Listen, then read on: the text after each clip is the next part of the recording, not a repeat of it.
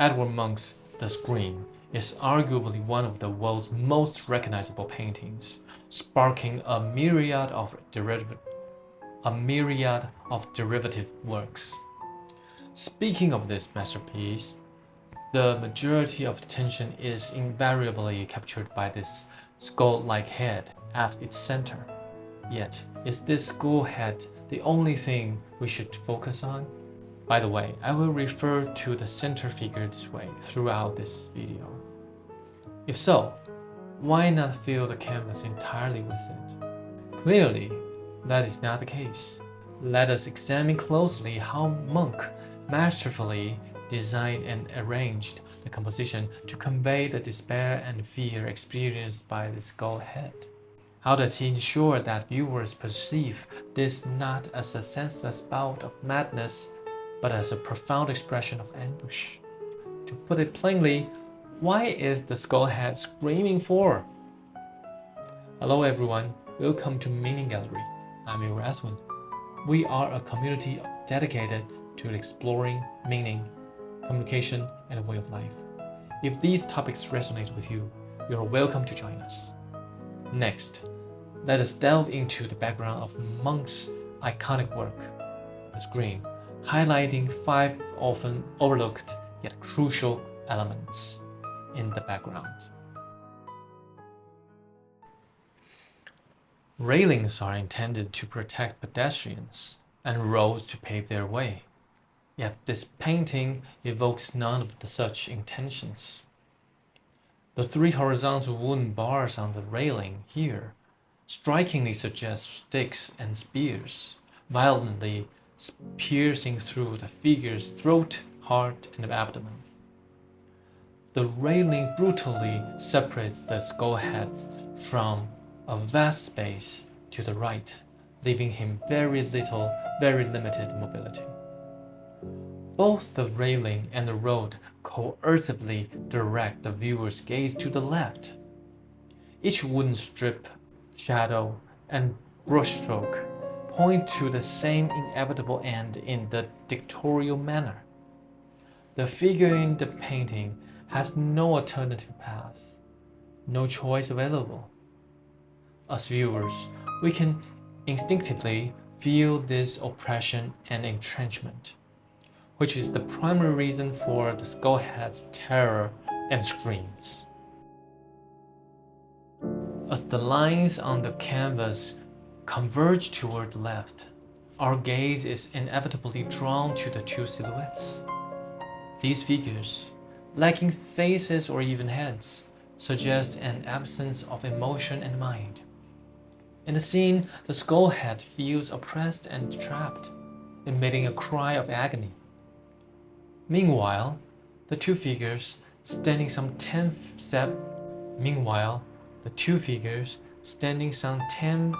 away remain unresponsive, oblivious, and emotionless, mechanically advancing.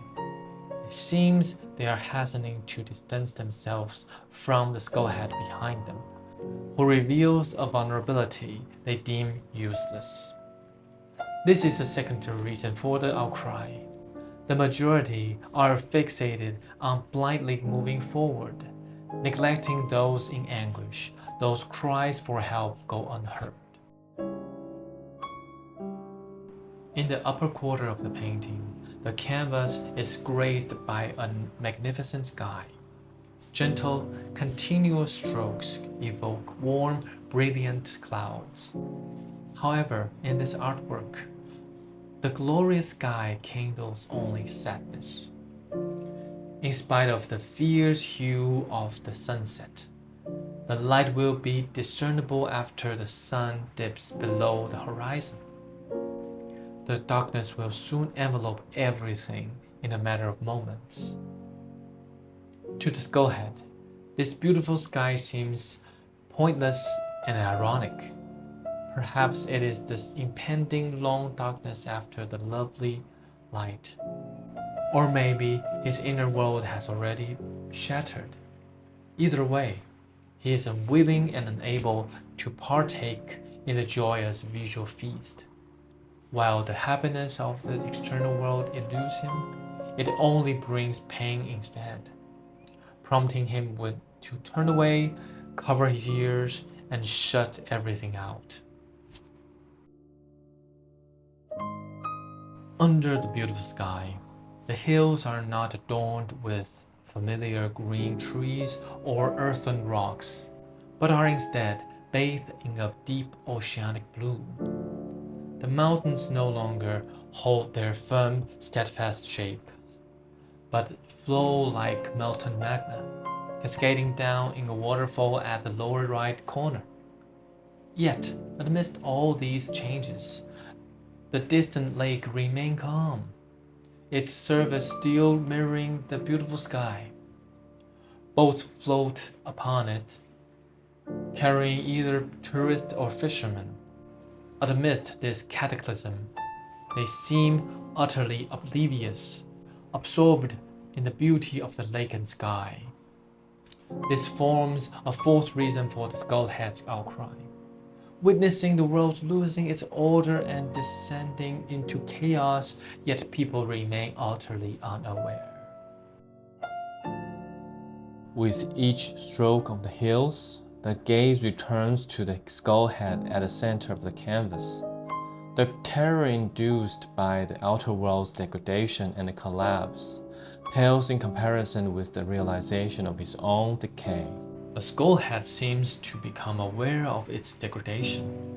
His face has withered to bone, his nasal bridge gone, leaving only two hollows that seem capable of breathing yet unable to sense the great fragrance of flowers.